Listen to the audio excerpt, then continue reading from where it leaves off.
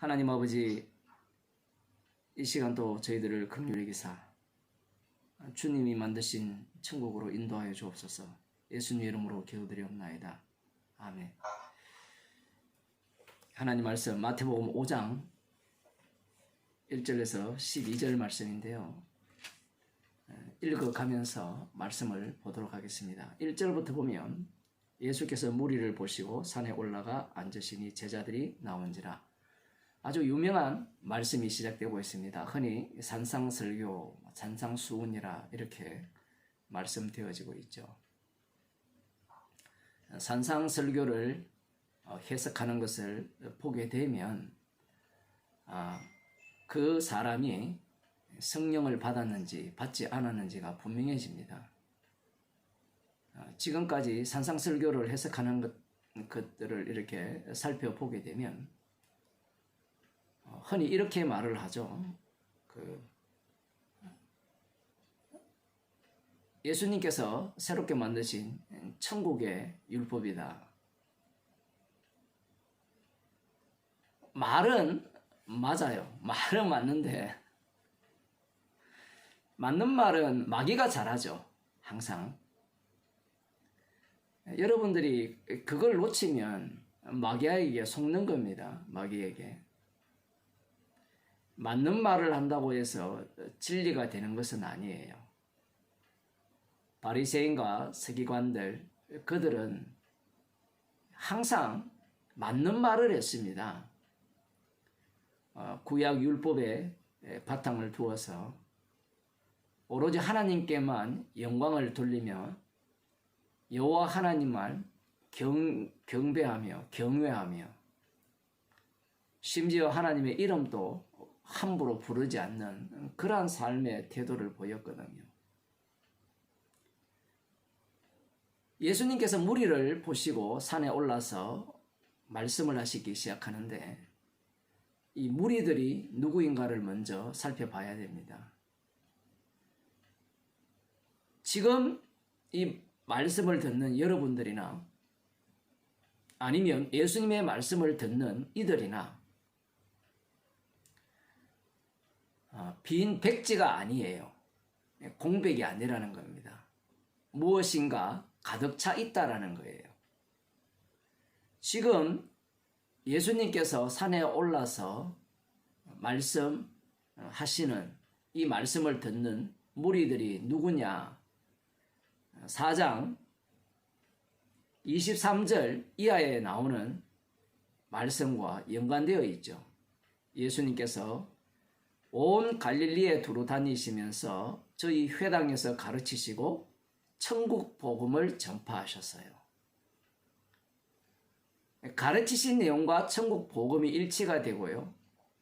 천국 복음과 그 다음에 나오는 모든 병과 모든 약한 것을 고치셨다라는 것도 일치가 돼요. 일치가 된다라고 하면 오해를 할 수밖에 없지만 오해하더라도 오해할 사람은 오해하도록 버려둬야 됩니다. 지금 이 무리들은 예수님의 가르침, 그 가르침은 천국 복음에 대한 가르침이고 그 천국 복음에 대한 가르침을 어떻게 이해하느냐라고 할 때는 모든 병과 모든 약한 것을 고치신 그러한 능력을 가지신 분으로 이해를 한다라는 사실이에요. 천국 복음과 병 고치는 것과 무슨 상관이 있느냐라고 할 때는 그들이 기다린 메시아가 저는 자는 걷게 하고 죽은 자가 살아난다. 눈먼 자를 눈 뜨게 한다라는 말씀이 문자적으로 이루어지는 것을 볼 때 그들이 기다리던 천국이 가까이 왔다라고 생각을 하고요. 저 예수가 그 천국을 이룰 것이라는 그러한 기대감을 갖게 한 거죠. 이러한 소문이 시리아 땅으로 쫙 퍼졌고요. 그러자 모든 앓는 자, 곧 각색병과 고통에 걸린 자, 귀신 들린 자, 간절하는 자, 중풍 병자들을 데려오니 저희를 고치시더라. 뭐 어떤 본문에서는 모두 고치셨다 이런 본문도 나오고요. 고치셨다라는 표현이 나오니까 사람들이 오해하는 게 어떤 부분인가 하면요.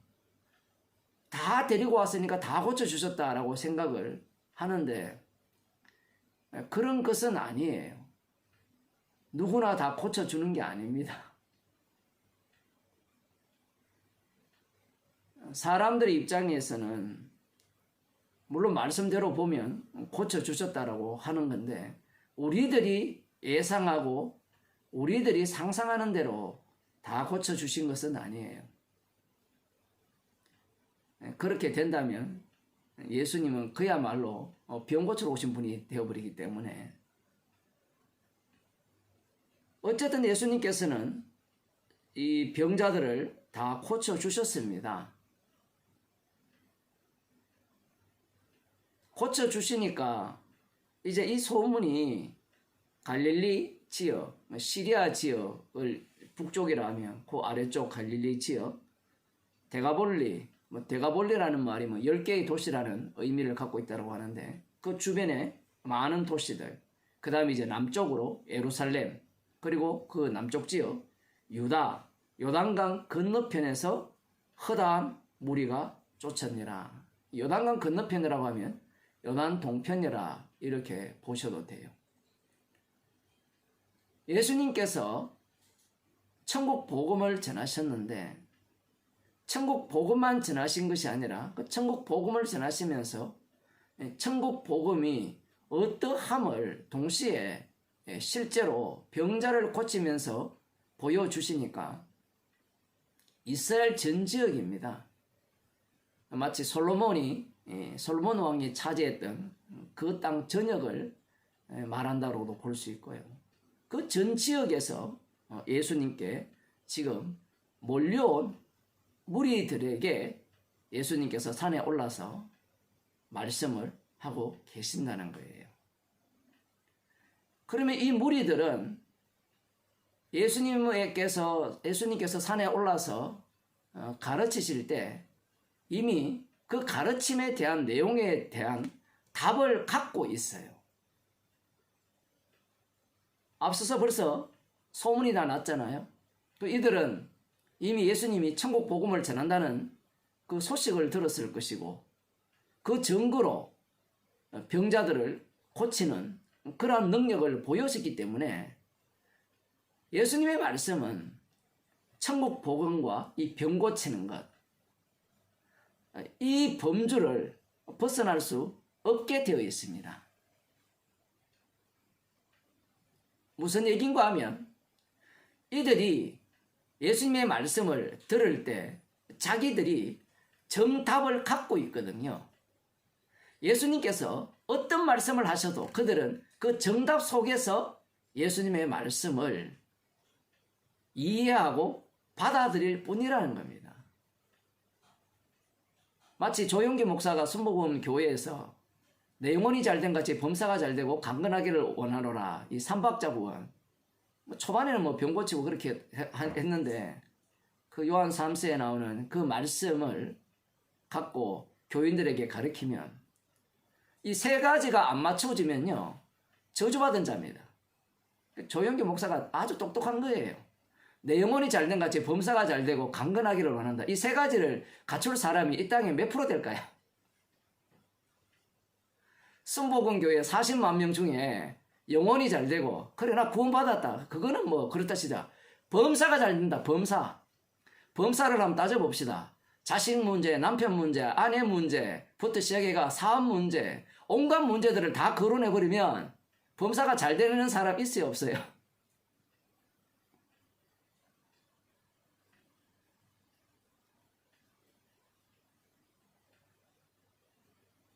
거기를 넘어설 사람이 거의 없어요. 사람이 살아가는 그 현장 자체가 범사 자체가 내가 원하는 대로 되어지지 않기 때문에 늘 미진한 겁니다. 그래서 강건하기를 원한다. 아니 나이가 50 넘고 60 넘으면 병들어 다 죽게 되는데 모든 거 쓸 만큼 썼잖아요. 벌써 관절도 아프고 뭐 팔도 아프고 머리는 휘어지고 진짜 강건하기를 원하면 흰머리 나면 안 돼요. 흰머리가 난다는 것은 벌써 늙었다는 거잖아요. 강건하지 않다는 증거인데 그러한 요소들을 교인들한테 심어주는 겁니다. 그러면 그 교인들은 이 세 가지가 갖춰져 있지 않으면 하나님의 축복을 다 못 받았다라고 생각하는 거예요. 뭐 거기 다닌 분들은 그렇게 생각할지 않을지 모르지만 그 잠재의식 속에 그걸 다 집어넣거든요. 그 목표를 설정해 놓고 그 목표가 절대로 도달하지 못하는 목표입니다. 뭐 20대 예수 믿어가지고 내 영혼이 잘된 같이 뭐 그건 해결했다 치고 범사는 아직 도달 못했거든요. 그런데 도달 못했는데 나중에 시간이 지나서 어떻게 되느냐라고 하면 몸이 늙어버리면 강건이 안 돼요. 자기도 병들어 죽었잖아요. 사기꾼이거든요. 병들어 죽었으면 그가 외친 것들이 사기라고 이야기를 해야 되는데 왜 그걸 사기라고 이야기하지 않느냐라고 하면 악령 들려서 그래요. 진짜 귀신의 그 악마에 뒤집어 씌움을 당한 겁니다.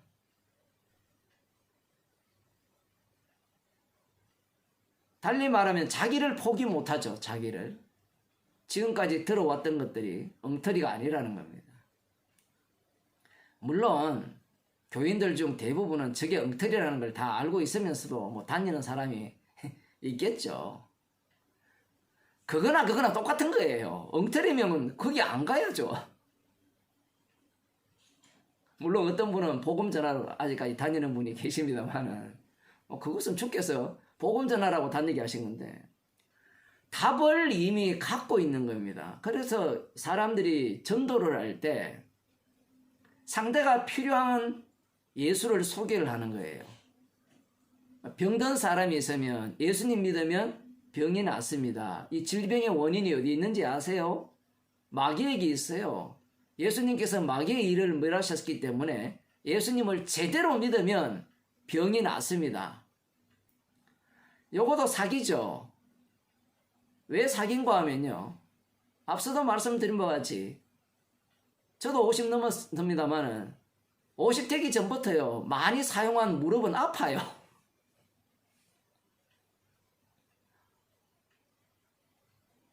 주름살 생기고 안 아픈 곳이 없잖아요. 그냥 견디면서 사는 건데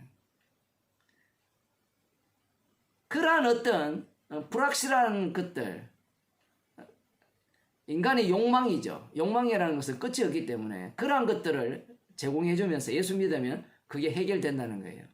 해결됩니까? 나이가 50, 60 넘어가면 그런 게 해결이 돼요. 그런 논리라면 다락방 다니는 사람들은 그 어느 누구도 치매 안 걸려야 되고 그럼 또 할 말이 있어요. 잘 못 믿어서 치매 걸렸다고. 하여튼 빠져나갈 구멍은 다 만들어놨어요.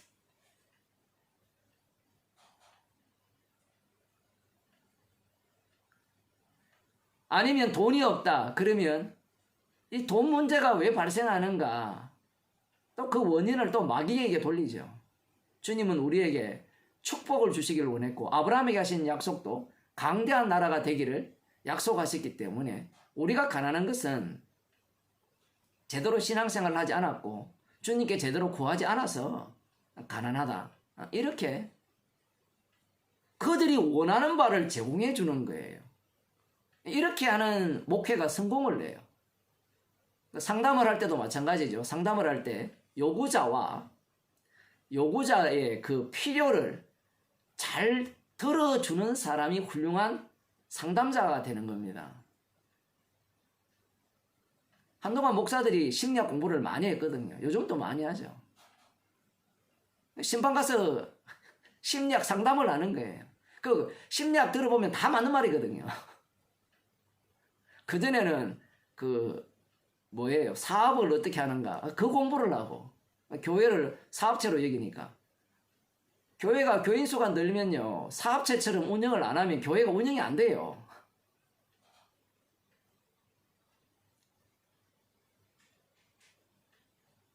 각자가 이미 필요한 하나님이 있고 필요한 예수가 있는 거예요.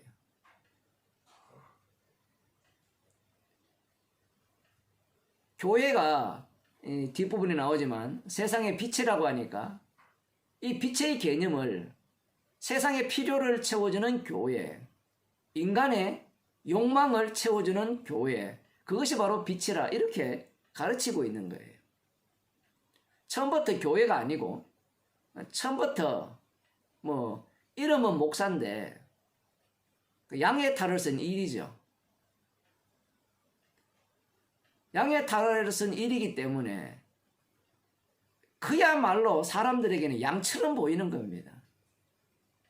예수님이 참 목자잖아요. 참 목자는 양의 탈을 안 썼어요.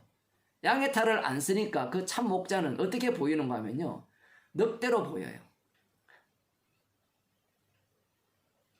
자기들을 잡아먹는 늑대로밖에 안 보이는 겁니다. 그래서 예수님을 십자가에 못 박아 죽여버리는 겁니다. 이 많은 무리들은 이미 소원하는 게 있습니다. 그게 바로 천국이에요. 그럼 천국은 어떠해야 되는가? 라는 답도 예수님의 행하신 그 능력을 통해서 그들은 답을 갖고 있는 거예요. 예수님이 가르치신 내용과 천국 복음, 그리고 예수님이 행하신 그 병을 고치신 이 내용이 그들은 육이기 때문에 육으로 밖에 이해를 못하는 겁니다. 예수님은 영이시죠. 그러니 예수님이 하시는 이 일이 영적 일임을 보지 못하는 거예요. 요한복음식으로 설명하면 그런 거예요. 그러면 이들은 예수님이 하시는 일을 어떻게 이해하느냐라고 하면 육의 특징이 뭐라 했습니까? 제가 여러 번 얘기를 했지만 이 모임에서 얘기했는지 모르겠지만 육의 특징은요, 말씀대로입니다. 말씀대로.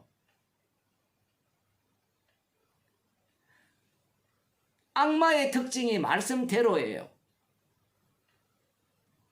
마태복음 4장에 마귀가 예수님을 시험할 때 말씀대로였거든요. 돌로 떡덩이 만들어라 부터 시작하여서 뛰어내리면 하나도 상하지 않을 것이다. 천사들이 발을 받칠 것이다. 라는 이 부분부터 시작해서 천하 만국의 근세와 영광을 내게 주었다라는 이 내용 전체가 말씀대로예요.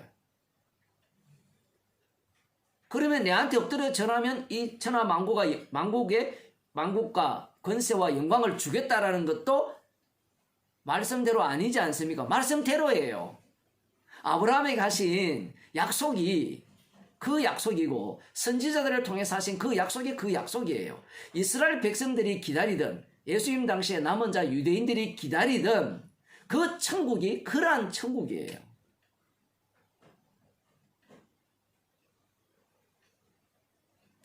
말씀대로라는 것이 바로 악마적이고 육이라는 겁니다. 지금 예수님께 이 이스라엘 전역의 사람들이 다 몰려왔죠. 몰려왔을 때 예수님이 산에 올라서 말씀을 하시잖아요. 그러면 말씀을 하실 때 흔히 모든 목사들이나 주석가들이 이 본문을 두고 예수님께서 시내산에서 주신 그 율법과 동일한 율법을 더 천국 백성이 살아야 할 그 천국의 신약적 도덕 강령을 주셨다. 이렇게 말하는데 뭐 말이야 뭐 제가 맞다고 했잖아요. 문제는 시내산에서 주신 율법과 여기에서 이 산상에서 뭐 산이 팔복교회에 서 있는 뭐 그 산이라 이야기하는데 그건 뭐 모르고요. 아무튼 뭐 그렇다 치고 그러한 의미라 할 때 그렇다면 이들은 다 출애굽 6월절 어린 양의 피로 출애굽한 자들이죠.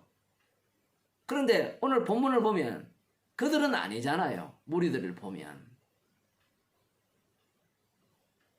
그러면 남은 자 이스라엘이고 이스라엘 중에 예수님께 나온 자들이니까 나름대로 출애굽한 자라 뭐 이렇게 볼 수 있겠죠. 그렇게 보게 되면 결국은 예수님께서 주시는 이 산상설교를 이들은 어떻게 들어야 되느냐라고 하면 구약적으로 들어야 되죠.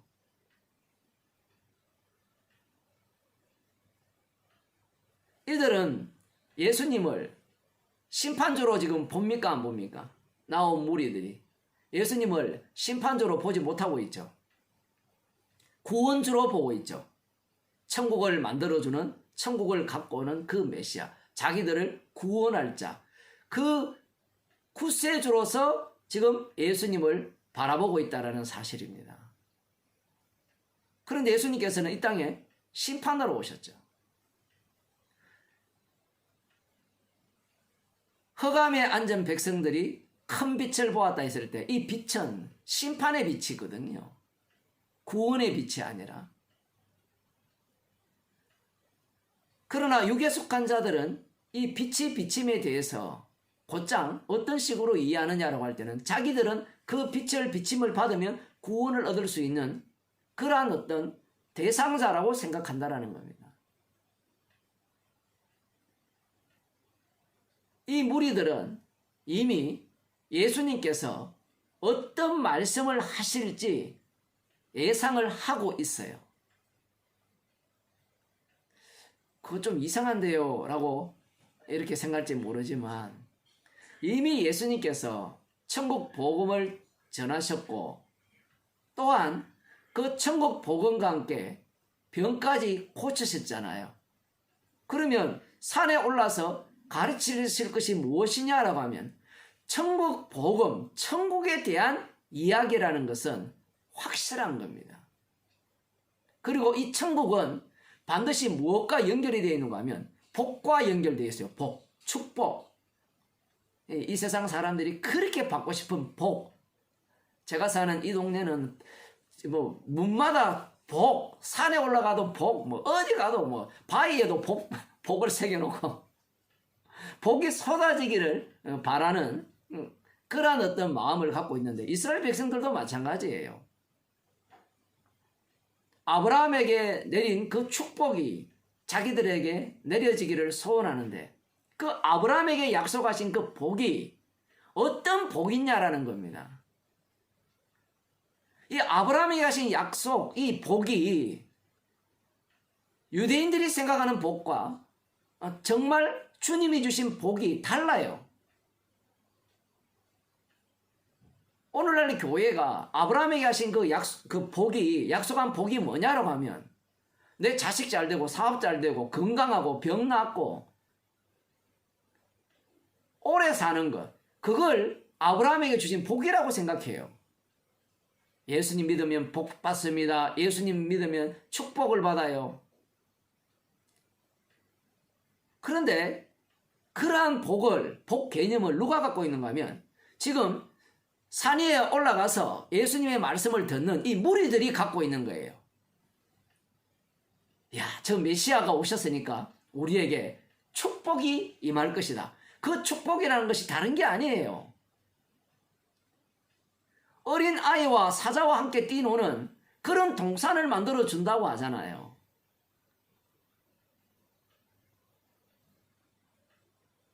해로움이 없는 그런 에덴 동산을 만들어 주는 분이 바로 메시아고 전원자를 걷게 하고 질병의 모든 것들을 치료하잖아요. 출애굽기 15장에 보면 여호와 샤파 해가지고 나는 치료하는 하나님이라 말씀을 하셨잖아요.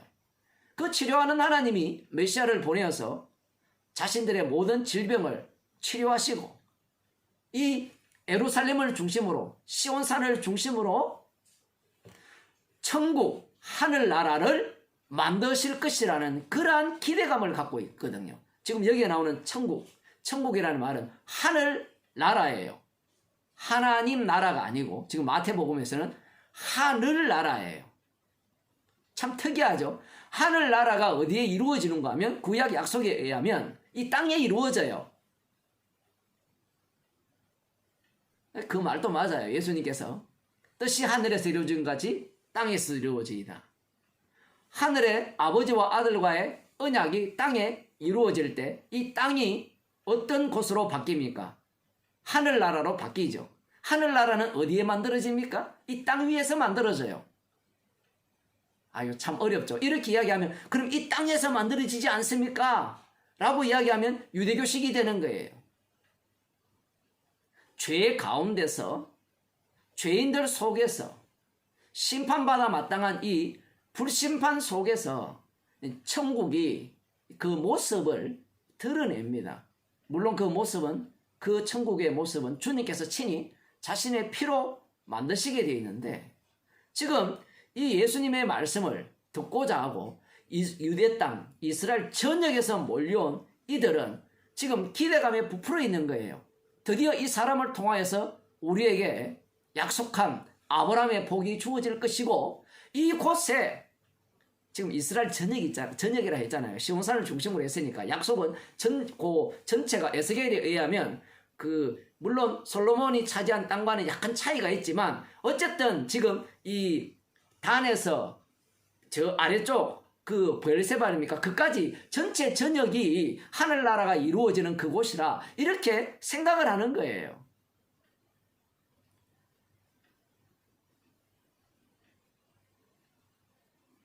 그런 기대감을 품고 있는 겁니다.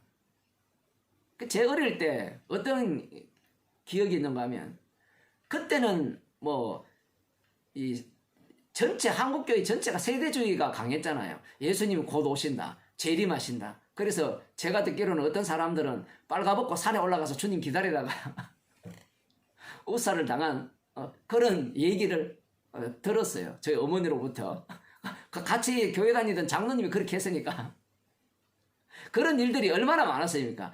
조금만 이 뉴스에서 이상한 소리가 들리면 곧 예수님 오신다. 다 자기가 다 끼워 맞추는 거예요. 자기가. 그 사람들의 특징을 보면요, 이 땅에서 잘 먹고 잘 살면 그런 짓 안 해요.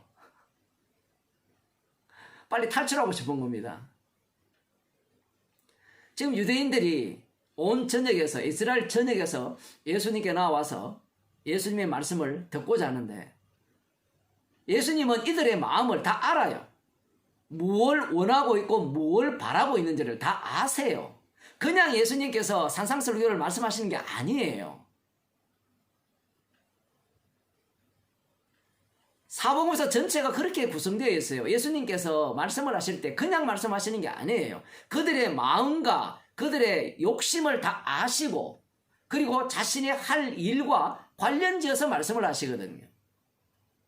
물론 예수님께서 하시는 모든 말씀은요, 심판의 말씀입니다. 그런데 인간들은 그 어느 누구도 그 말씀을 심판의 말씀으로 안 받죠. 나중에 성령을 받은 자들이나 나중에 성령을 받은 자들에 의해서 복음을 전할 때 성령이 임한 자들만 이 말씀이 심판의 말씀으로 들리는 거예요. 십자가가 밝게 보인다는 것은 심판이라는 의미잖아요. 나는 심판받아 마땅하다, 지옥 가도 마땅하다, 이렇게 말씀이 보이는데, 지금 이 예수님께서 말씀을 하실 때 이 말씀을 듣는 이들이 그런 태도를 전혀 보이지 않아요.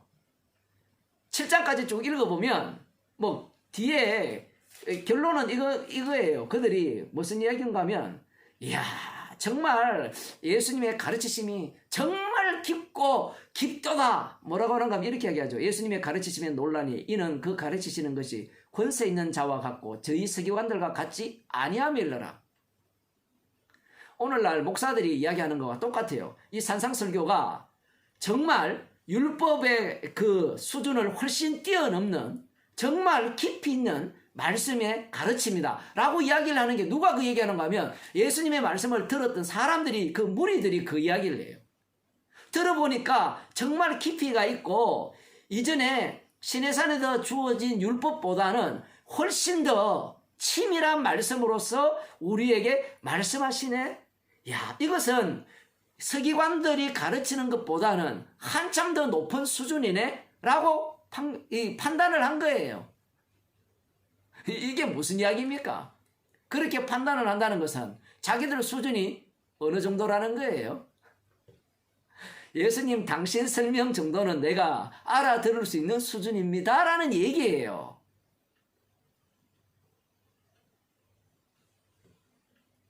이스라엘 백성들이 모세가 시내산에서 여호와 하나님으로부터 율법을 받아서 전했잖아요. 전할 때 그들이 반드시 지키겠습니다라고 대답을 하거든요. 그것도 여러 차례 대답을 해요.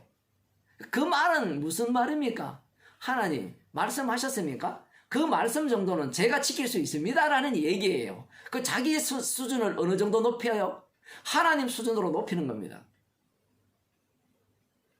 자기를 하나님 수준으로 높일 때 하나님 말씀을 지킬 수 있다라는 얘기잖아요. 사람이 강아지에게 명령을 내리면 강아지가 말을 한다 칩시다. 예, 알겠습니다라고 하면 강아지가 수준이 어느 수준이라는 거예요? 사람 수준이라는 거거든요. 지금 이스라엘 백성들은 하나님께서 율법을 주실 때 지키라고 하니까 이것은 우리에게 지키라고 주셨구나. 그 율법이 하나님의 입에서 나왔잖아요. 입에서 나온 그 율법이라면 하나님과 같이 되지 않고는 율법을 못 지키게 되어 있거든요. 그런데 인간들은 무엇이 우선입니까? 축복이 우선이죠. 저주가 사라지는 게 우선입니다. 그리고 이미 선악과를 먹었기 때문에 자신이 하나님과 같이 되었어요. 하나님이 말씀하시든 나중에 십자가에 지신 예수님이 심판주가 되셔서 말씀하시든 어떤 말씀이든 하세요. 제가 듣고 지키겠습니다. 나와요. 자기를 어느 정도 위치로 올려버립니까? 주님보다 더 높은 위치로 올리는 거예요. 그 정도쯤 내가 다 지켜내겠다는 겁니다. 지금 산상설교를 듣는 무리들이 이미 바람을 갖고 듣잖아요. 그래서 입을 열어 예수님께서 가르쳐 말씀하시는데 심령이 가난한 자는 복이 있나니 천국이 저의 것이며, 물론 헬라어 성경에는 복부터 먼저 이야기합니다. 왜 복부터 이야기할까요? 복 받고 싶어 미쳐 있잖아요, 사람들이.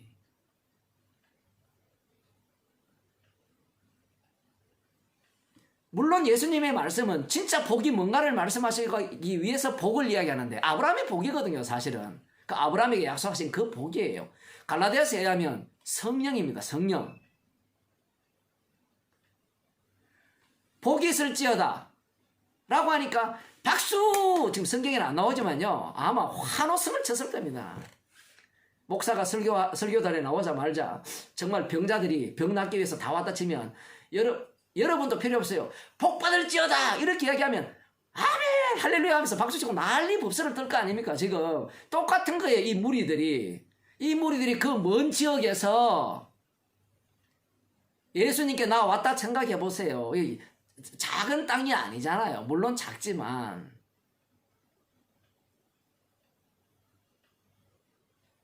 복이 있을지어다 라고 말씀을 하시니 그게 바로 우리가 기다리는 거예요. 지금까지 기다린 그 아브라함의 복이 우리 가운데 임하기를 소원했다라는 거예요. 그러면 누구에게 복이 있느냐라고 할 때 심령이 가난한 자는 복이 있다. 이 복은 뭐냐? 천국이 저희 것이다. 복이 천국이에요. 그러면 천국이 뭐냐라고 물으면 이 무리들이 기다리는 천국은 구약에 약속된 천국이에요. 그 천국은 앞서서 말씀드린 그런 천국입니다. 쉽게 말하면 오늘날 다락방에서 이야기하는 마귀의 권세가 멸해버리면 누릴 수 있는 그 천국, 그걸 지금 이들이 기다리고 있는 거예요.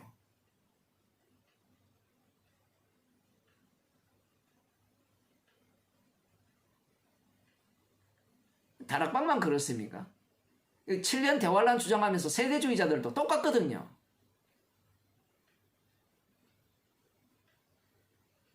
복이 있을지어다. 천국이 저희 것이다. 이것이 머릿속에 들어온 이상 심령이 가난한 자는 이건요 문제가 안 돼요. 왜 문제가 되지 않는가 하면 이미 이들은 할 수 있다라는 그러한 믿음 속에 살고 있기 때문에 그래요. 이들은 천국을 기다리고 메시아가 오면 자기들이 그 메시아를 믿고 왕으로 세우면 이 땅에 하늘나라가 이루어지기를 기다리는, 이루어진다라는 것을 믿고 기다리는 자들입니다. 이들의 기본은 믿음이에요, 믿음. 그러한 믿음이 있기 때문에 그들이 기다리던 복, 그 복이 이루어지는 천국, 그 천국이 이루어지고 그 천국 속에 들어갈 수 있다면 못할 것이 없어요. 바리새인이 일회에 2번 금식하고 소득의 11조를 한다 하잖아요. 그게 쉬울까요? 어려울까요? 그 쉬운 게 아닙니다, 여러분. 날 때부터 율법에 의로는 흠이 없게 사는 게 쉽지 않아요. 그러나 그들이 기다리는 천국, 그들이 원하는 복을 받기 위해서는 그 어려움을 다 헤쳐나갑니다. 부처보다 더 위대한 사람들이 예수님 당시에 서기관과 바리새인이에요. 그들은 그들의 몸 자체를 말씀의 사람으로 바꾼 사람들입니다. 자기가 없어요. 자기가 없지만 예수님이 등장하니까 말씀의 사람이 어떤 인간으로 바뀝니까? 예수님이 등장하니까 나밖에 모르는, 자기의 구원밖에 모르는 정말 수준 낮은 인간으로 드러나죠. 예수님 앞에서 그렇게 드러난 거예요. 그러나 인간들 앞에서는요, 그들을 보면 말씀의 사람이에요. 바리새인 한 사람 한 사람들이 다 성인입니다. 성인. 아마 오늘날 그런 사람들이 우리 가운데 있으면 이런 말을 할 거예요. 예수님이 나타나셔도 저만큼은 못 살 거라고.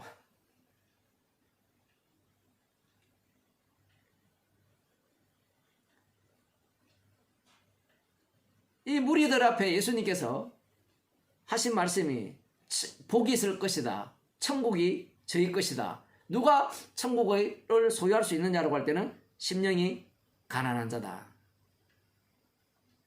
이 말씀을 하셨을 때 이 무리들은 어떻게 생각했을까요? 그게 난데요. 지금 무리들이. 그게 나예요. 왜 그런가 하면 지금 이들이 몰려왔잖아요.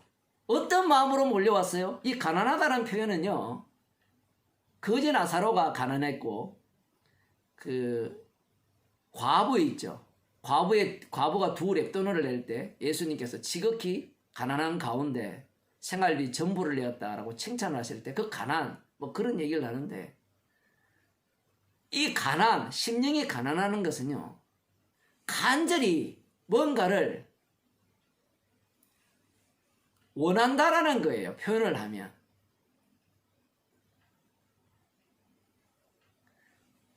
마음을 낮춘다. 뭔가 없다.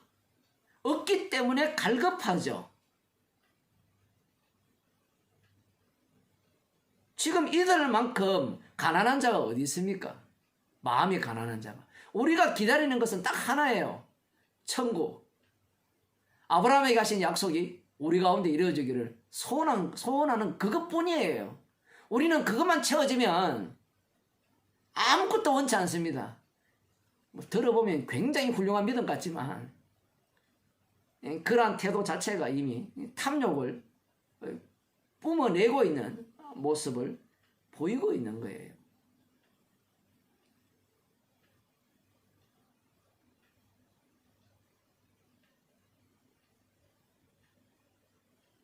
마음이 가난한 자는, 심령이 가난한 자는, 심령이라서 영인데, 영이 가난하다. 이것을 육적으로 생각을 하니까 내 쪽에서 가능한 일이라고 생각할 수밖에 없는 거예요. 대부분이 이런 식으로 해석을 하죠.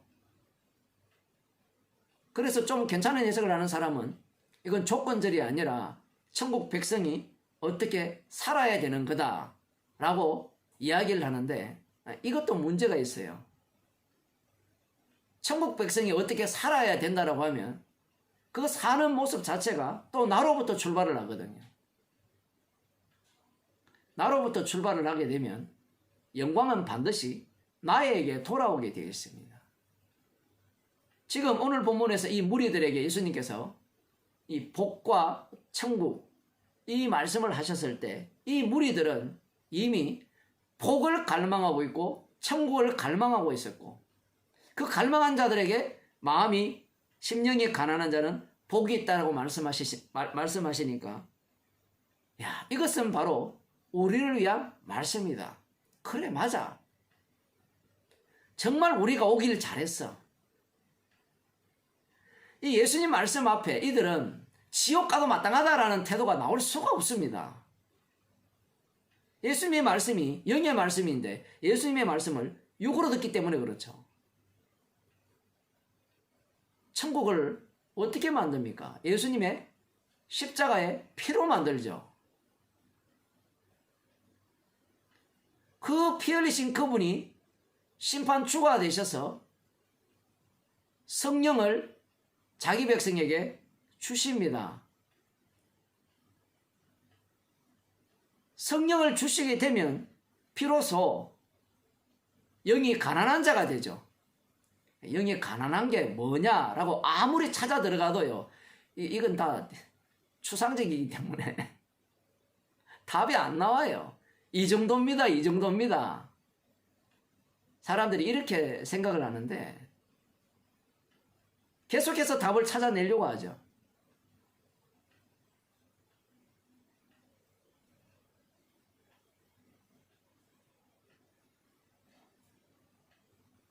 성령을 주시게 되면 자기 자신이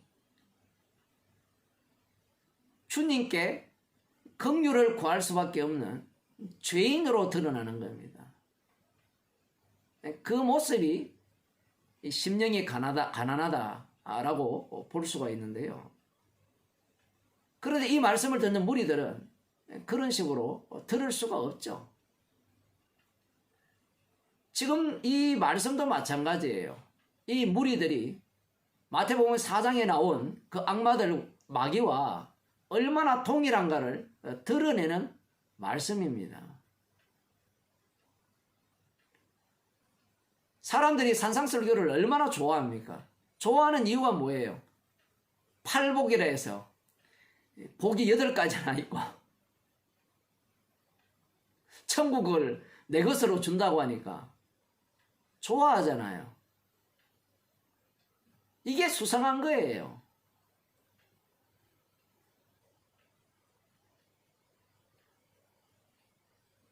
두 번째 보게 되면 애통하는 자는 복이 있나니 저희가 위로를 받을 것이며, 나 지금 애통하고 있어. 로마 제국 압제하에서.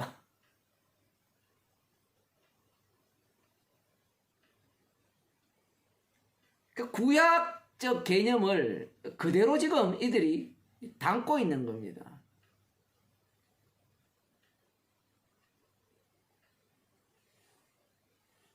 시편 22편을 한번 보겠습니다.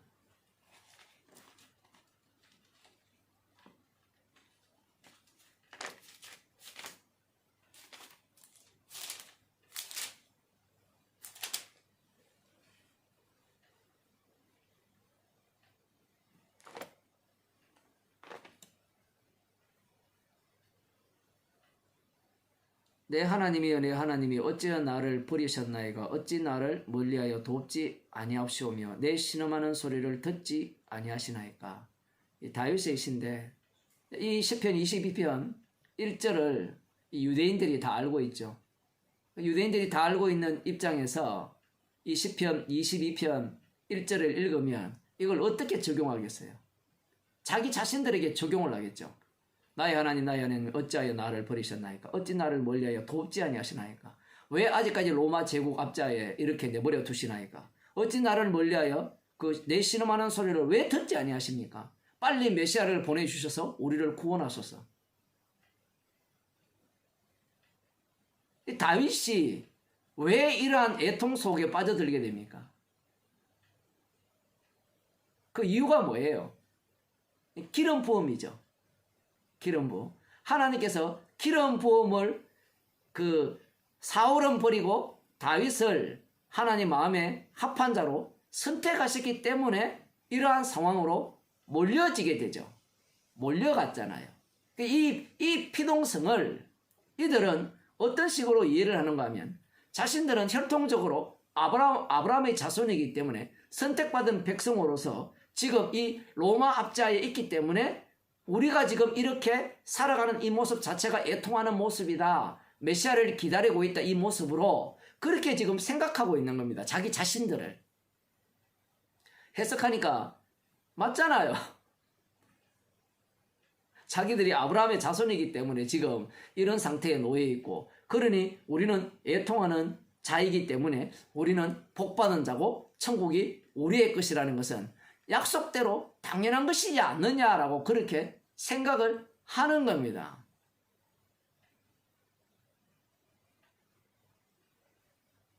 엉터리 말을 하는 게 아니에요. 성경과 엇나가게 지금 이들이 자기들에게 적용하는 게 아니에요.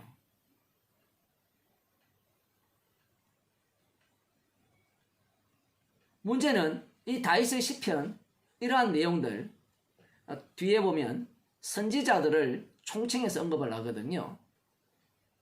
선지자들이 이러한 삶을 살았기 때문에 핍박을 받았다라고 이야기를 합니다. 다윗도 마찬가지거든요. 이 모든 것들이 핍박 속에, 고난 속에 담겨있는 그러한 내용들입니다. 표현을 하자면. 그래서 지금 이 애통하는 자는 복이 있나니 라고 했을 때 이들은, 이 무리들은 이 예수님의 말씀 자체가 어렵지 않아요. 이들은 예수님께서 십자가에 달려 죽으셔서 성령을 주셔서 십자가의 정인으로 삼기 때문에 애통하는 자로 친히 만들어내신다라고는 생각도 못하는 거예요. 다윗을 주님께서 친히 애통하는 자로 만들었거든요. 만들었어요. 그러면 자기들도 만들었다라고 적용을 할 거 아니에요. 다윗에게 적용된 것을 자기들에게 곧장 적용하는 자체가 유기됩니다.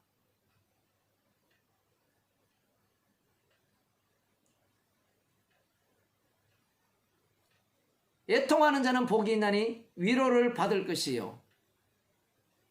우리가 정말 위로를 받아야 됩니다. 그래서 우리가 이 먼 곳으로부터 당신의 말씀을 들으러 왔다는 거예요. 그러니 지금 이들은요, 뭐 예수님이 말씀하시는데 방해가 될지 몰라가지고 속으로 아멘, 아멘 하고 있는 거예요. 지금 들어보면 다 맞는 말씀이니까.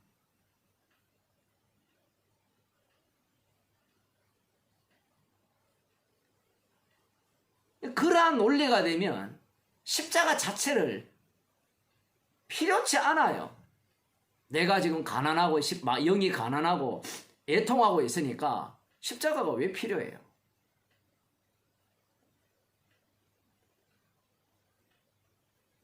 온유한 자는 복이 있나니 저희가 땅을 기업으로 받을 것이요. 뭐 시편에 나오니까 온유한 자는 땅을 기업으로 받는다 했으니까. 온유한 자는 억울함을 당하거든요. 억울함. 그 온유한 자의 대표가 모세잖아요. 모세가 그 아론과 미르암에 의해서 조롱당했잖아요. 그죠? 온유함이 지면이에 성한 그 모세가 당한 그러한 어떤 그 억울함, 조롱, 그러한 것들을 우리도 지금 당하고 있다라는 거예요. 말씀 자체를 지금 그런 식으로 다 적용을 하는 겁니다. 그리고 여기에 보면 땅을 기업으로 받을 것이요 라고 하니까 땅은 약속의 땅이죠. 약속의 땅이니까 이들이 생각하는 땅은 어떤 땅이냐, 뭐 어떤 목사는 이렇게 이야기해요. 이 땅은 이 지상에서의 땅뿐만 아니라 천국에서의 땅도 포함한다, 뭐 이렇게 이야기를 하는데, 온유한 자는 땅 부자가 된다 이런 얘기가 아니잖아요. 지금 온유한 자는 땅을 기업으로 받을 것이요. 이 예수님의 말씀을 듣는 자들이 얼마나 신이 납니까? 그래, 우리가 바로 온유한 자들이야. 메시아 왕국을 기다리는 우리들이야말로 이 땅을 기업으로 받을 자기 요건이 충분해. 그런 식으로 지금 이 말씀을 듣는 겁니다. 그 다음 나오는 말씀이 그 의에 줄이고 목마른 자는 복이 있나니 저희가 배부를 것이요. 이들이 얼마나 의에 줄이고 있어요. 빨리 하나님의 공의가 이 땅 위에 임하여서 저 악한 짐승을 처단하고 우리를 천국에 집어넣어 주셔서 행복한 삶을 살게 해달라. 그러한 마음을 품고 있는 거예요. 그러니 예수님의 말씀이 하나하나 다 옳다라고 느낄 수밖에 없는 겁니다. 긍휼히 여기는 자는 복이 있나니 저희가 긍휼히 여김을 받을 것이며, 주님께서 분명히 긍휼히 여기라 했잖아요. 구약 율법에 보면. 지금 이들은 말씀대로 살아가고 있어요. 나름대로 긍휼히 여기면서. 그러니 당연히 하나님의 긍휼히 여김을 받을 것이라 그렇게 생각을 하는 겁니다. 그 다음 마음이 청결한 자는 복이 있나니 저희가 하나님을 볼 것이요. 자신들이 안 보면, 자신들이 하나님을 못 본다면 누가 보겠습니까? 지금 자신들 앞에 말씀하시는 분이 하나님이시거든요. 상상하고 있는 거예요. 상상. 하나님이 십자가에 못 박혀 죽으시는 하나님으로 자기들 앞에 서 계실 줄은 전혀 예상을 못하는 겁니다. 왜냐하면 자기들이 꿈꾸는 하나님, 상상하는 하나님이 다 따로 있기 때문에 그래요. 이 재미있는 것은 구약을 보더라도 우리는 여호와 하나님이 어떻게 말씀하시고 이스라엘 백성들 가운데 어떤 일을 하셨다 했을 때 이스라엘 백성들은요, 나름대로 하나님을 일하실 때마다 새로운 여호와 하나님을 상상하고 있음을 볼 수 있어요.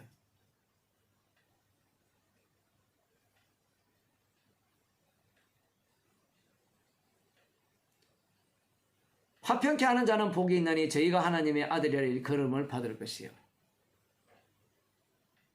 이것도 똑같아요. 시편에 28편에 오면 그러한 내용이 나오는데, 화평을 무너뜨리는 자가 아니라 화평케 하는 자, 평화를 갖고 오는 자. 이들이 사오려고 덤비는 자들이 아니잖아요. 이웃과 화평하게 지내려고 하는 그런 자들이니까 이런 말씀 자체가, 우리는 이방인이기 때문에 이 말씀들이 어렵다라고 생각할지 모르지만 이들에게는 별로 어려운 게 아니에요.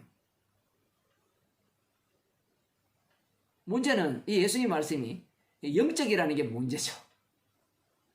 지금 해석을 이런 식으로 하면요, 예수님을 살해하게 되어 있다는 얘기입니다.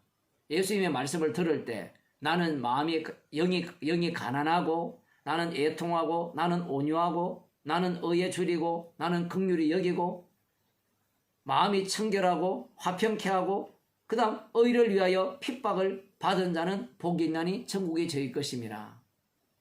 이렇게 이야기를 하면 우리는 지금 약속을 기다리면서 의를 위하여 핍박을 받고 있었습니다. 그러니 천국이야말로 우리가 기다리던 그 하늘나라는 바로 내가 들어갈 하나님 나라입니다 라고 예수님의 말씀을 들을 수밖에 없는 겁니다. 지금. 그런데 예수님께서 이상한 말씀을 하시거든요. 11절에 보면 나를 인하여 너희를 욕하고 핍박하고 거짓으로 너희를 거스려 모든 악한 말을 할 때에는 너희에게 복이 있나니 기뻐하고 즐거워하라. 하늘에 계신 너희의 상이 큼이라. 너희 전에 있던 선지자들을 이같이 핍박하였느니라. 갑자기 예수님께서 나를 인하여 너희를 욕하고 핍박하고, 물론 이것도 육에 속한 사람들은요 기꺼이 감수할 수 있어요. 왜냐하면 다윗이 사울왕으로부터 쫓겨다니면서 함께한 그 무리들이 있잖아요. 그릇들이 똑같이 욕을 먹었거든요. 그러면 당신이 오실 그 메시아라면 다윗의 자손으로, 다윗왕으로 오실 분이니까 기꺼이 당신을 인하여서 욕을 먹겠다 라는 태도로 나오겠죠. 문제는 이런 식으로 해석이 되어지면 십자가는 찾아볼 수가 없어요. 십자가가 필요 없습니다. 무엇이? 천국이. 복도, 아브라함의 복도 십자가와 관련 없는 복이 되어버리죠.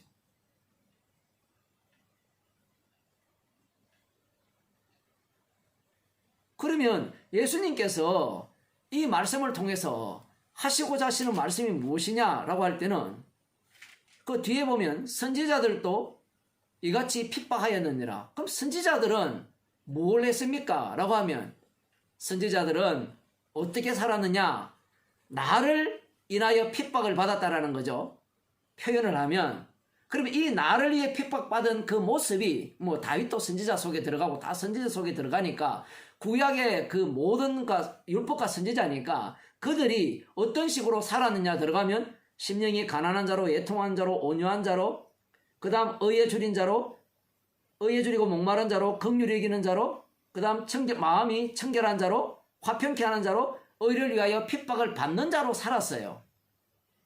그러면 그 산 것이 도대체 무엇을 증거하는 삶이었느냐라고 하면 예수님을 증거하는 삶이었어요. 십자가 지신 예수님을 증거하는 삶을 그들이 살았다는 얘기입니다. 목사님 그런 얘기가 지금 없잖아요. 선지자들이 또 이같이 핍박하였다. 구약을 들어보면 선지자들을 핍박했잖아요. 다윗도 핍박을 받았고 뭐 엘리야도 핍박을 받았잖아요. 그들이 뭐 때문에 핍박받았습니까? 들어가 보면 십자가 지신 예수님 때문에 핍박받았다라는 내용이 안 나오잖아요. 그러니 목사님이 방금 이 마태복음 산상설교를 말씀하실 때 십자가의 피 이야기가 나오지도 않는데 왜 그런 식으로 해석을 합니까? 라고 물으신다면 마태복음은요 성령받은 십자가신 예수님께서 보내주신 성령받은 마태가 쓴 내용이에요.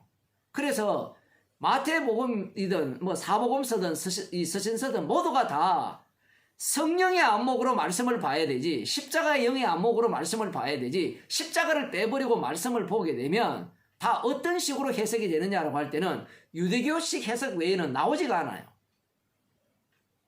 그래서 산상설교를 해석을 하면 십자가로 결론이 나와야 되거든요. 십자가로 결론이 난다는 것은 인간의 죄만 그득하게 뿜어져 나올 뿐이라 이렇게 돼야 되는데 사람들은 이 산상설교를 보면서 꼭 누구의 태도를 갖고 산상설교를 보느냐라고 할 때는 유대인들의 태도를 갖고 산상설교를 보는 거예요.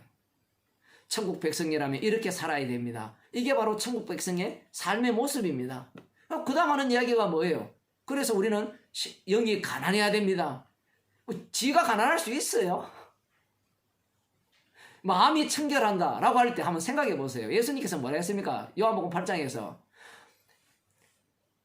네 아비가 마귀잖아요. 이 몸뚱아리가 마귀고요. 마태복음 뒷부분에 나옵니다. 사람이 먹는 것을 더럽게 하는 것이 아니라 속에서 나오는 것이 사람을 더럽게 한다 라고 하거든요. 속에 뭐가 들어있어요? 마귀가 들어있잖아요. 마귀가 들어있으니까 나오는 자체가 악한 것 뿐이죠. 무슨 수로 우리 마음을 청결케 합니까?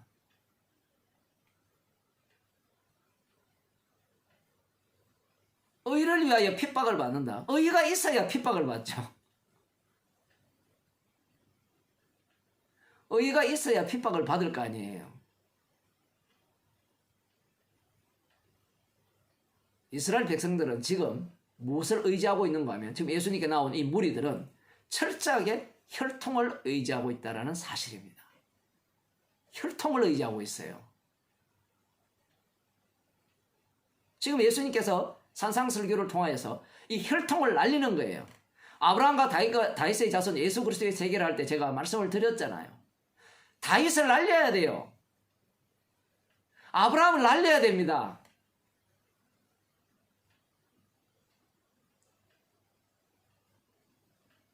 이들은 자신들이 살아서 들어가는 천국을 기다리고 있는 거예요.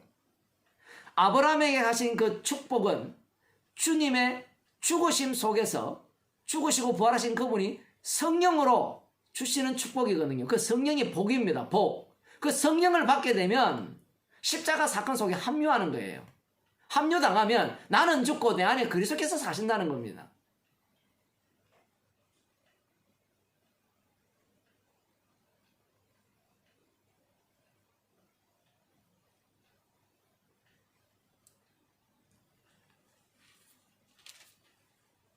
이 5장 출발점은 무리들에게 말씀을 하시죠. 무리들에게 말씀을 하신다는 것은 천국은 항상 둘로 쪼갠다 했죠. 둘로 쪼개면서 지금 주님께서 갈라버립니다. 그러면서 이제 뒤에 가면 이 계속해서 무리들에게 말씀을 하시면서 이 십자가의 능력이 어떠함을 계속해서 드러내시는 겁니다.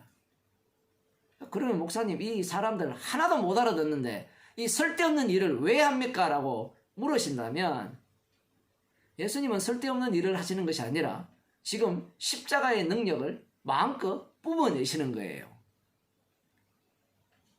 이사야 선지자가 듣지 못하게, 알아듣지 못하게 길을 막게 하기 위해서, 소경되게 하기 위해서 보내심을 받았잖아요. 그럼 우리는 그 알아듣지 못하는 이야기를 왜 가서 전합니까? 그 쓸데없는 일을 왜 합니까? 라고 물으면 그건 간단하죠. 십자가 지신 분이 심판주 되심을 증거하기 위해서 그렇게 하는 거라고. 그 우리는 뭐라고 생각하는가 하면 그 효용성 없는 그 일을 왜 합니까? 라고 물을 거 아니에요. 그건 우리 입장이에요. 우리 입장에서는 그 효용성 없는 그 쓸데없는 일을 할 필요가 뭐 있습니까? 인간은요, 예수님의 말씀의 상대자가 아니에요. 예수님 말씀의 상대자는 예수님께서 친히 자신의 죽으심으로 새롭게 만들어냅니다. 만들어진 자들이 이 마태복음 5장을 읽어가게 되는 거예요.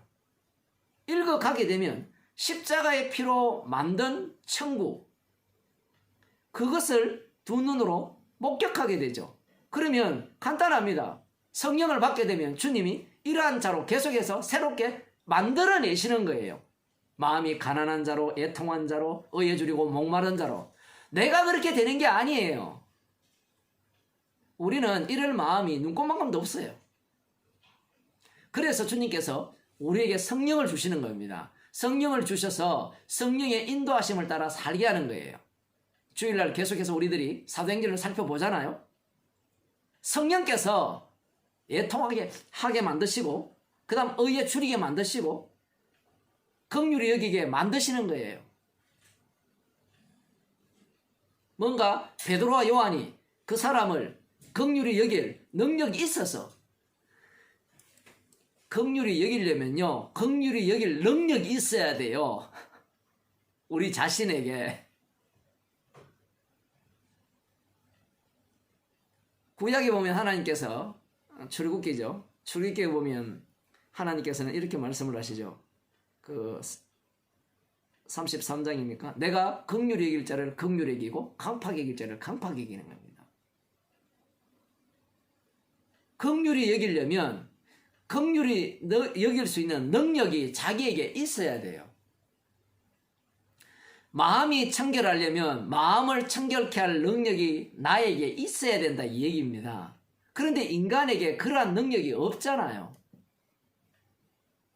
의인은 없나니 하나도 없다 했는데, 지금 그 구약을 읽는 이 유대인들, 예수님께 나온 이 무리들은 자신들을 그렇게 간주하지 않아요.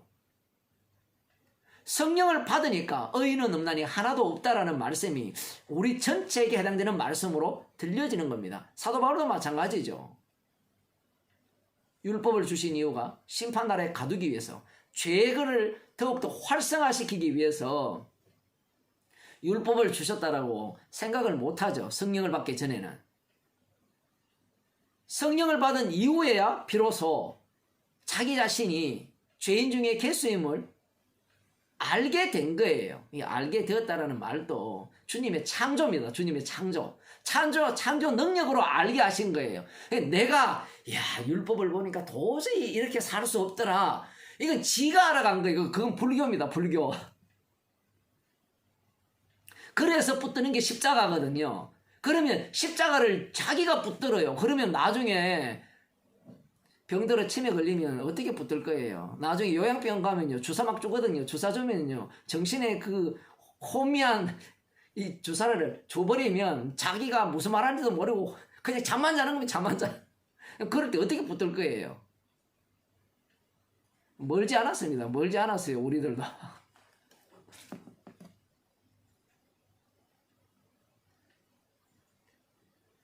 근본적으로 선악과를 먹은 인간들은 신이 되었거든요. 신이 된 그 본 모습을 누가 가장 잘 보여주느냐라고 할 때는 지금 천국 복음을 들으면서 병고침을 본 목격한 그들이에요.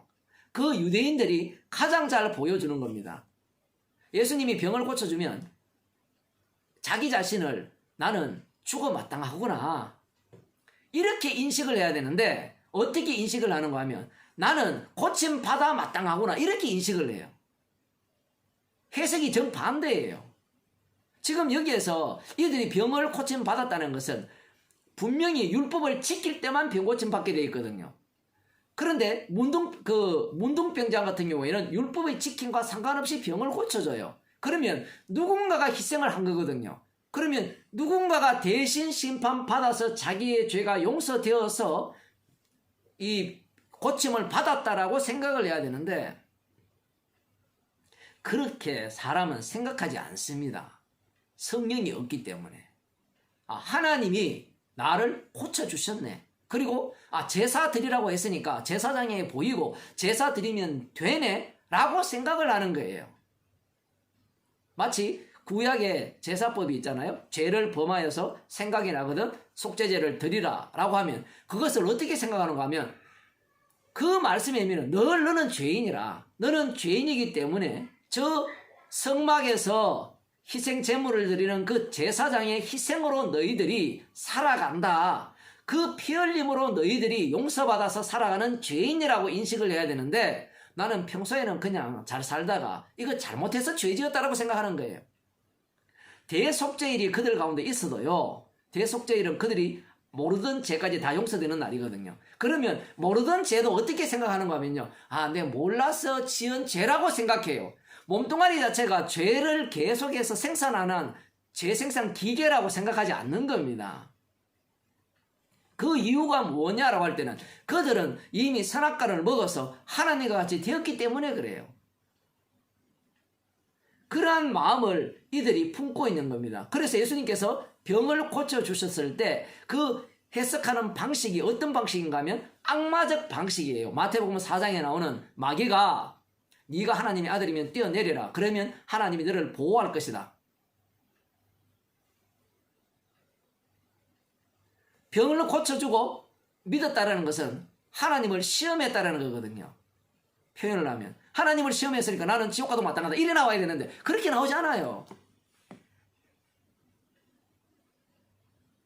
이 히스기야 왕이 하나님을 시험하다가 얻어 터지잖아요. 그런데 그 히스기야의 기도를 성도들의 모델로 삼죠. 기도해서 병이 나왔다.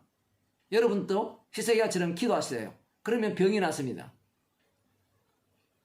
병이 나와서 어떤 일을 발생시킵니까? 바빌론의 모든 것들, 보여준 모든 것들이 사로잡혀 갈 것임을 보여주죠. 기도에서 병이 나왔으면 이것은 누군가의 심판이 개입된 거거든요. 누가 대신 희생자 피 흘렸다라는 얘기입니다. 그러면 기도에서 병 나왔다는 것은 나 죽음 마땅합니다 라고 돼야 되는데 병 나았습니다 라고 돼버려요. 논리가. 교회 목사들이 다 그렇게 가르쳤잖아요. 종기부터 시작해서 병 나왔습니다 하면 나는 죽음 마땅합니다 했는데 나 병 나와서 살았습니다. 살아 마땅합니다. 이래 나옵니다. 논리가. 그러한 태도를 지금 유대인들이 예수님을 지금 그 산상설교를 듣는 이 유대인들이 그대로 갖고 있는 거예요. 지금 예수님은 자기 증거를 하고 계시죠. 내가 십자가에 못 박혀 죽을 것이다. 지금 그걸 증거하고 계시는데 복이 있나니 천국이 너희 것이다 라고 하니까 그거 어떻게 들어갑니까? 그 마음이 가난하면 들어간다 하니까 알겠습니다. 그거 하나 못해요. 우리들이야 성질이 더러워서 이 수준에 도달 못한다라고 칩시다. 그런데 이렇게 살 사람이 한둘이 아니에요. 이 세상 사람들 중에. 괜찮은 사람들 꽤 많습니다. 이 땅에. 그 중에 대표자들이 누굽니까? 사도 바울이었죠. 예수님 만나기 전에 사울. 기본적으로 이렇게 살아요. 기본적으로.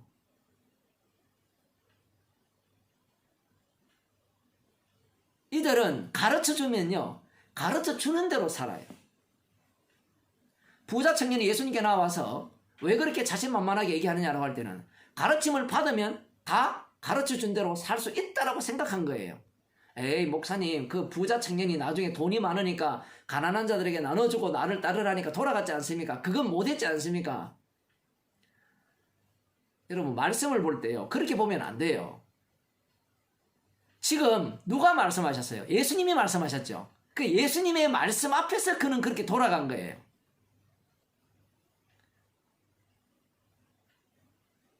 예수님께서 그가 돈을 버리고 예수님을 따르지 못하게 하신 거예요.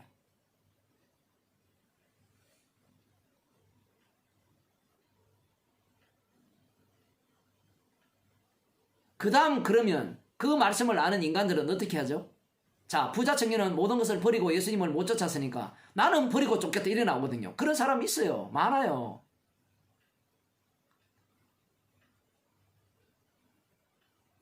그건 불가능하지 않습니까?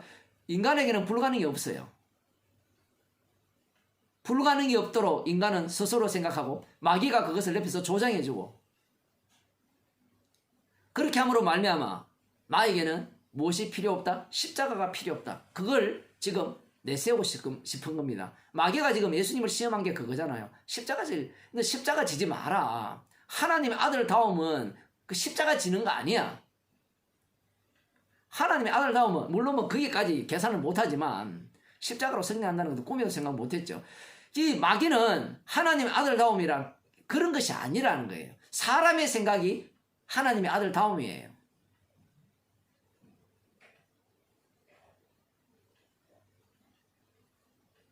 예수님께서는 십자가에 달려 죽으셔서 주가 되신 그분이 성령을 주시죠. 성령을 주시면 여기 그 산상설교에 나오는 이 내용들에 의하면 자 심령이 가난한 자 좋아요 싫어요?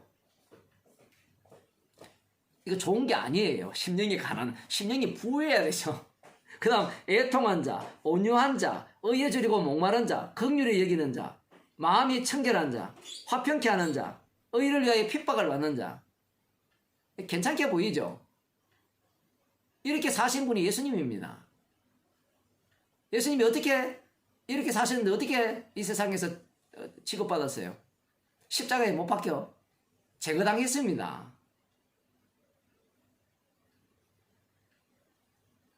그 십자가에서 천국이 만들어지거든요. 그 십자가에 못 박히신 그분 속에서 참된 복이 나와요.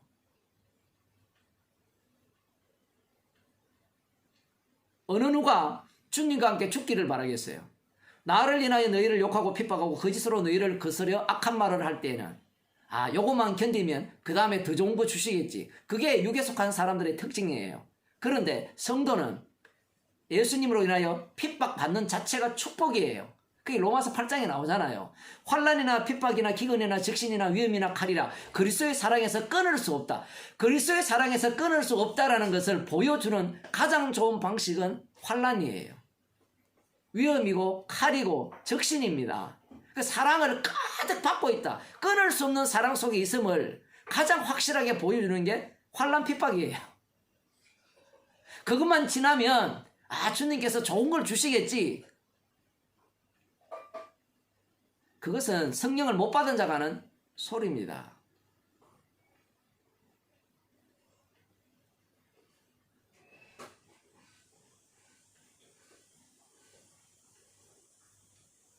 선지자를 예수님께서 언급하신 이유는 이 선지자들이 이러한 인생을 살았거든요. 그들은 누구를 증거하고 있었느냐고 할 때는 선지자들은 다 그리스도의 영을 받았어요. 그리스도의 영을 받았다는 것은 십자가의 영을 받은 겁니다. 십자가의 영을 받았기 때문에 그들은 무엇을 증거했느냐가 중요하거든요. 무엇을 증거했느냐 할 때는 하나님을 증거한 게 아니에요. 하나님을 증거한 것이 아니라 십자가를 증거했습니다. 십자가를 증거하기 때문에 그들에게는 불쾌하고 그들에게는 제거하고 싶었던 거예요.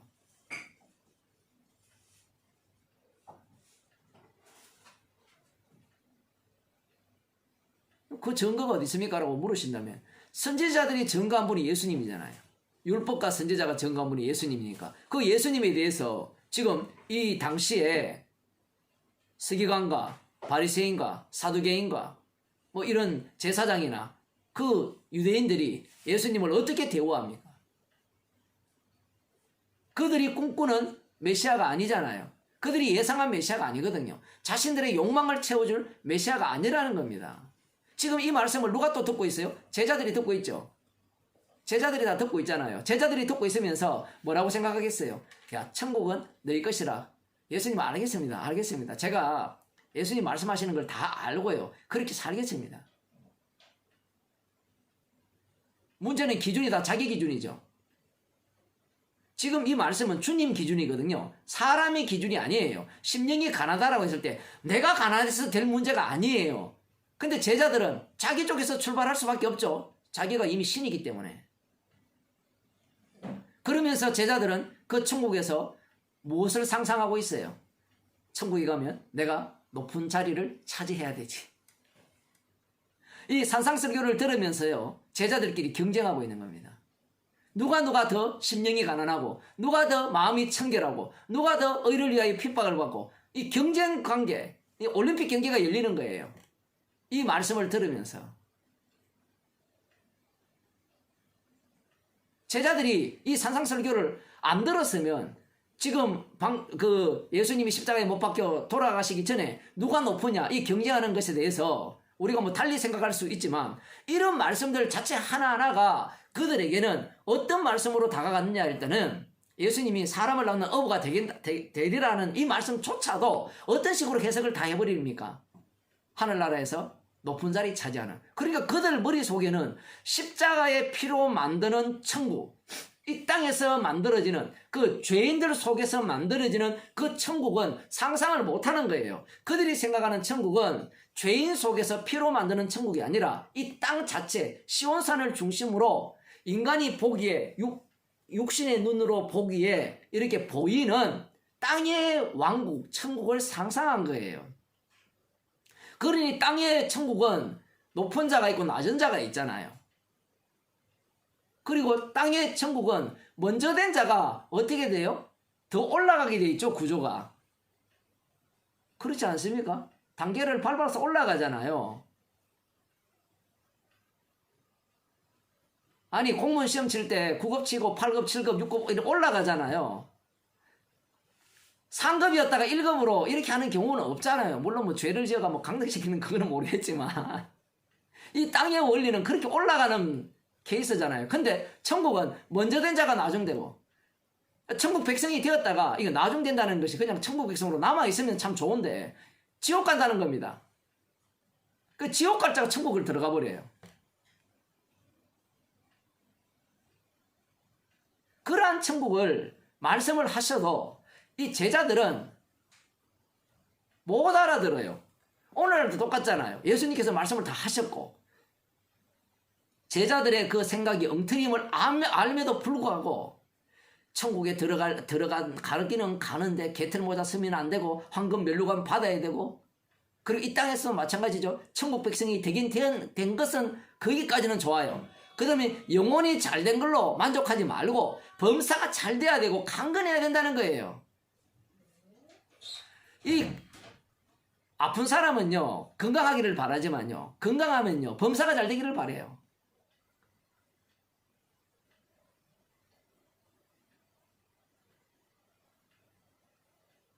못 따라잡습니다. 무엇을 못 따라잡아요? 이 인간 자체가 신이 되었기 때문에 자기 자신 속에 이 무저갱, 그 욕망의 무저갱이죠. 그것을 못 따라잡게 되어 있거든요. 이 건강도 마찬가지입니다. 건강하면요, 건강을 지켜야 되는데, 지키는 것도 스트레스예요, 그게. 저도 아침이나 저녁에 운동을 하는데, 그것도 되게 힘들어요. 조금 아프면 못 가고요. 추우면 가기 싫고요.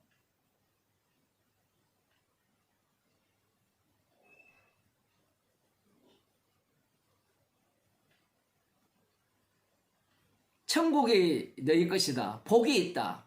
라고 하니까 일단 복 받고 보자. 일단 천국 들어가 보고 보자 하는데 천국은요. 내가 들어갈 수 있는 곳이 아닙니다. 하늘에 속한 신령한 복은 내가 받고자 해서 받을 수 있는 복이 아니에요. 반드시 아들의 죽으심으로 주어지는 복입니다. 천국은 반드시 하나님의 아들의 죽으심으로 만들어지는 천국이에요.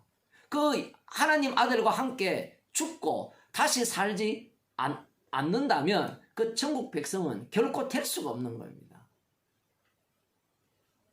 그들에게서 만들어지는 것이, 나온다고 하면 또 오해를 하니까, 만들어지는 것이 심령이 가난한 모습이고 애통한 모습이에요. 사도 바울이 애통해 하잖아요. 심령을 가난하게 하고요. 의를 위하여 핍박을 받고요. 마음이 청결하잖아요. 그것은 자기 자신이 마음을 다 잡아서 청결한 게 아니에요. 주께서 새롭게 만드신 마음이기 때문에 그래요. 성령의 일이기 때문에 그러하다라는 겁니다. 그러니 사도 바울이 자랑할 것은 십자가 피밖에 없는 거예요.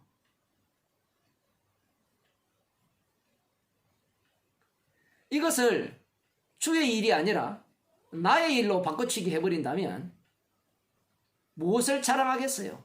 내가 마음이 청결한 것을 자랑할 거고, 영이 가난한 것을 자랑할 거고, 애통한 걸 자랑할 거고. 주님이 이러한 백성으로 만드시겠다는 건데, 만들면 자동으로 가는 이야기가 아니에요. 계속해서 이렇게 만드시겠다는 겁니다. 그래야만 이렇게 나오는 자들이 뭘 자랑하겠어요? 십자가를 자랑할 거 아니에요. 사람들은 꿈을 꿔요. 이 산상설교를 보면서, 야, 천국은 이런 모습, 이상적인 그러한 천국이 이 모습의 성도의 삶을 사는구나. 이 말씀 속으로 깊이 들어가면 한마디로요, 요즘 출애굽 29장을 하고 있지만 피범벅입니다. 피범벅. 가해자가 있고 피해자가 있고, 그 피해자는 누구입니까? 예수님이죠. 늘 예수님.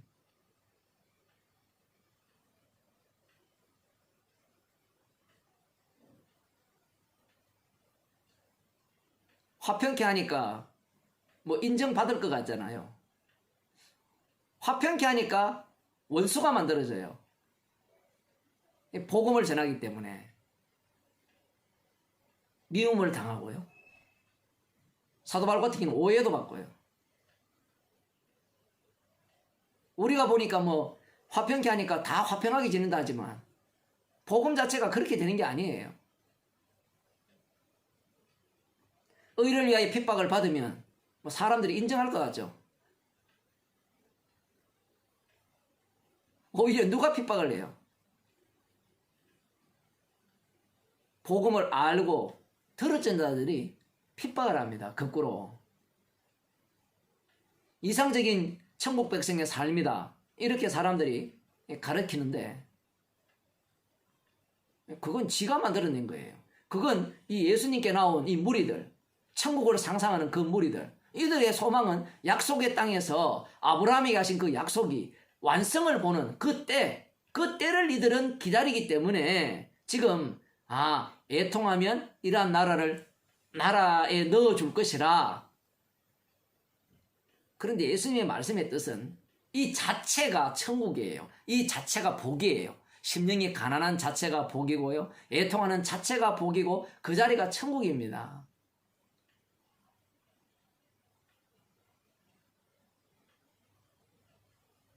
사람들은 이런 생각을 못해요. 유대인들도 마찬가지고 교인들도 마찬가지고요.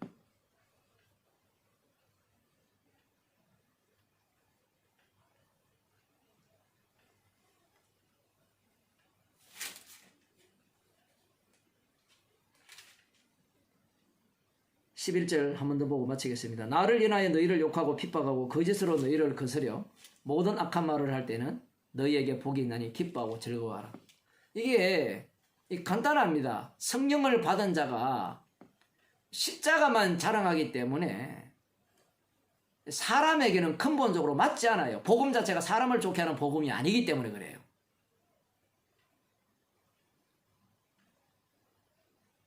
사람을 좋게 하는 복음이라면 그 사람으로부터 미움받을 이유가 없어요. 그런데 성령을 주셨기 때문에 성령의 인도하심을 따라서 이 십자가를 앞장세우니까, 십자가를 앞장세운다는 것은 죄를 지적하고 있죠. 죄를 지적하니까 누가 좋아하겠어요? 죄를 빼버리고 그냥 예수 믿으면 천국 갑니다. 그런 소리를 하면 핍박이나 미움이 없겠죠. 지금 예수님의 말씀을 들어보면 죄를 지적하는 것 같습니까? 안 그러면 죄를 지적하지 않고 그들이 원하는 바를 들어주시는 것 같아요. 육계속 환자들은 이걸 보면 그냥 원하는 바를 들어주면서 복을 받는 방법, 천국 백성이 되는 비법, 복된 자가 어떻게 사는지 그걸 말씀하는 것 같잖아요. 그러나 이 말씀을 자세히 들여다보면 자신의 죽으심을 증거하는 말씀이거든요. 그러면 인간 자체를 어떤 인간으로 보겠다는 거예요? 마귀로 보겠다는 얘기입니다. 지금 그 본문의 연속석 상에 있잖아요. 마귀가 지금 병 낫는 하나님의 아들을 요구하고 있잖아요. 그들이 지금 천국에 들어가고 싶어 하잖아요.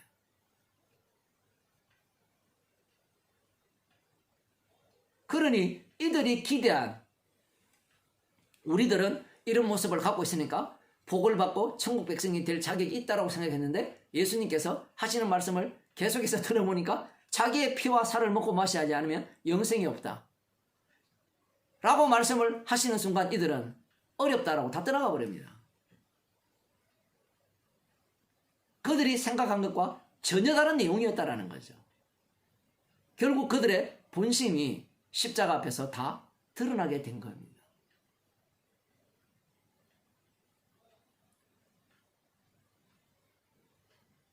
예수님을 인하여 욕하고 핍박하고 거짓으로 거스린다 했을 때 이것도 내가 만드는 게 아니에요.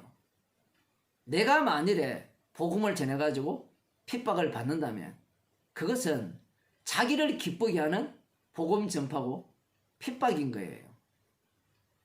이 내용도 마찬가지입니다. 사도행전을 보면요, 원치 않는 길로 계속해서 이끌어 가시죠.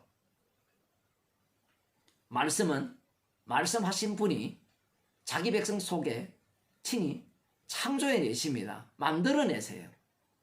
그래야만 영광을 오직 십자가 지신 분만이 받게 되어 있는 겁니다.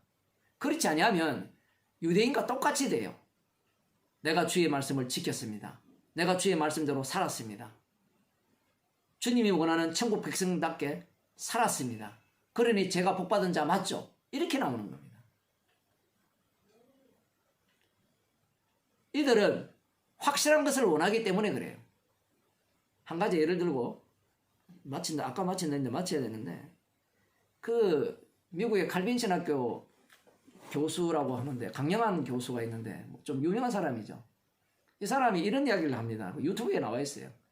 하나님을 확실하게 믿는 방법, 확실한 믿음, 이런 얘기를 하는데, 확실한 믿음은 어떠한 믿음이어야 되는가, 그런 얘기를 하는데요. 철저하게 하나님을 신뢰해야 된다, 그런 이야기를 해요. 믿음의 증거로서. 출발부터 벌써 엉터리죠. 들어보면 맞는 말 같거든요. 하나님을 신뢰해야 된다. 세 가지를 이야기하거든요. 확실한 믿음의 증거는 세 가지인데, 하나는 하나님을 신뢰해야 된다. 신뢰하는 게 뭐냐? 우리가 살아갈 때 다 신뢰하고 살잖아요. 오늘 차 타고 올 때 차가 교통사고 나서 전복당해가지고 내가 죽지 않을 것이라는 것을 확실하게 믿고 차를 타듯이 우리가 하나님을 그렇게 믿어야 된다. 맞는 말은 들어보면 다 올바른 말 같은데 다 엉터리인데, 근데 사람들은 그게 그럴듯하게 들려요. 하나님을 그 정도로 신뢰하면서 살아야 된다. 이 말 자체가 어떤 의미입니까? 자기가 하나님처럼 되었다라는 뜻이죠. 하나님을 신뢰한다는 말은 나와 하나님이 동급이라는 얘기입니다. 죄인이 아니라는 얘기예요. 죄인이라는 것은 믿음으로 살죠. 믿음으로 산다는 것은 의지하면서 사는 거잖아요. 의지한다는 것은 나는 아니오라는 의미인데, 이 사람은 믿음을 정반대로 이야기하는 거예요. 나는 믿어야 된다는 거예요. 신뢰해야 된다는 거예요. 이 내용도 엉터리지만 그 내용 들어가도 엉터리고요. 그 다음 또 한 가지는 뭔가 하면 제대로 하나님을 믿어야 된다. 그게 뭐냐? 예수님이 주님이시고 그리스도시고 하나님이심을 믿어야 된다. 이 세 가지를 믿어야 된다는 거예요. 예수님이 주님이시고 그리스도시고 하나님이심을 믿어야 된다. 제가 볼 때는 진짜 정신병자입니다. 왜 정신병자인가 하면요. 인간이 무슨 수로 세계를 다 믿어요? 안 그래도 뭐 처음 이야기할 때 삼일체를 믿어야 된다는데 인간이 무슨 수로 삼일체를 믿어요? 지가 신이면 삼일체를 믿죠. 이 주, 그리스도, 하나님 같은 이야기입니다. 같은 이야기를 다르게 표현하는 거예요. 십자가 지신 분이 주님이거든요. 그 기름 부으신 자니 기름 부음을 받으신 분이 십자가에 달려 죽으신 거예요. 그분이 주님이 되신 겁니다. 하나님이 자기 자신이 유대인들이 생각한 하나님은 저 하늘에 계신다 생각했는데 예수님이 뭐라 하십니까? 나를 본 자는 아버지를 봤다라고 하잖아요. 그 아버지를 봤는데 그 하나님이 어떻게 됩니까? 십자가 못 박혀 죽으시거든요. 십자가로 통합되는 걸 몰라요. 왜 모르는가 하면 자기가 이미 하나님의 자리에 있기 때문에 믿는 겁니다. 계속해서 믿는 거예요. 성령을 받게 되면 죄인이 되는데 성령을 받지 못하니까 신뢰하고 믿자라는 거예요. 제대로 믿자는 겁니다. 제대로.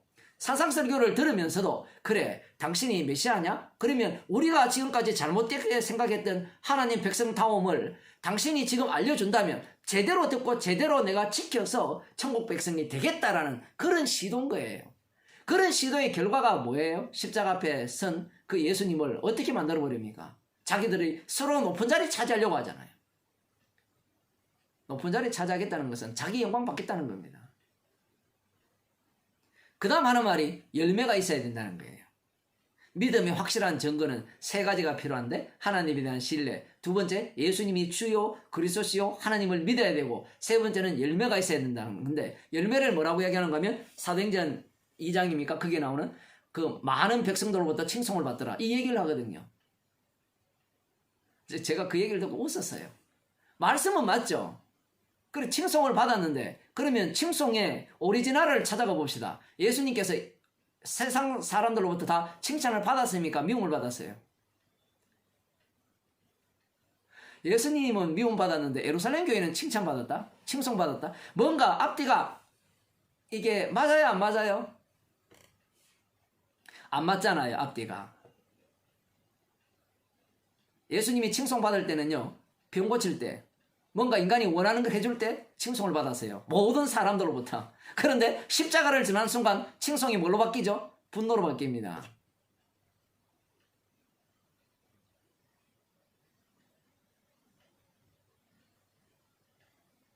주님께서 성령을 주시지 아니하면 자기를 이미 하나님으로 지금 간주하고 있는 하나님 행세하는 그 악마성을 고스란히 지금 보여줄 뿐입니다.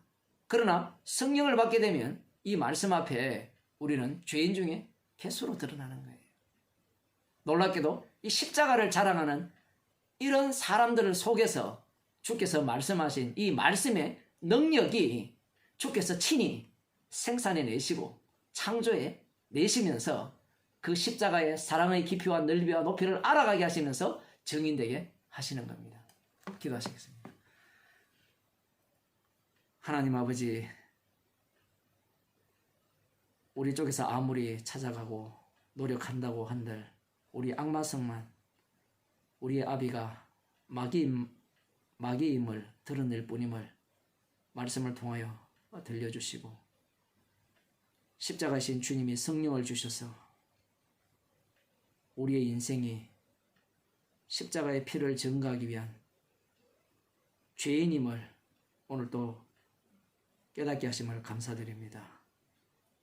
성령을 따라서 십자가의 피능력만 담대히 증거하는 죄인으로 살게 하여 주옵소서. 예수님 이름으로 기도드리옵나이다.